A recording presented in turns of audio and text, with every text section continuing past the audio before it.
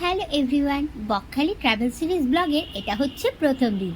ভোরবেলা 4 তারিখ ঘুম থেকে উঠে ঝটপট করে রেডি হয়ে চারজনে মিলে বেরিয়ে পড়লাম বকখালির উদ্দেশ্যে। এসি বাসে করে পৌঁছে গেলাম আমরা বকখালি। হোটেলে পৌঁছে যে রিসর্টটায় উঠেছিলাম, আমার রিসর্টটা দেখে জাস্ট মজা এসে গেল। দারুণ সুন্দর রিসর্টটা, যদিও টাইমটা ছিল দুপুরবেলা, একটু একটু গরমও লাগছিল, আর মার্চের শুরুর দিকে তো, তবে গরমটা সেরকমভাবে তখনও পড়েনি। যাই হোক, আমরা তো রিসর্টে আমাদের রুমে ঢুকে ফ্রেশ ট্রেশ হয়ে দেখো লাঞ্চ করে নিলাম ঝটপট করে।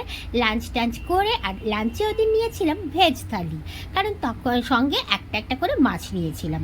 তো লাঞ্চ টাঞ্চ কমপ্লিট করেই রেডি হয়ে পড়লাম, একটু রেস্ট নিয়েছিলাম, নিয়ে তারপরে রেডি হয়ে পড়লাম বিকেলবেলা সাইট সিনে যাওয়ার জন্য। প্রথমেই পৌঁছে গেলাম আমরা ভীষণ সুন্দর একটা দ্বীপ, হেনরি আইল্যান্ডে।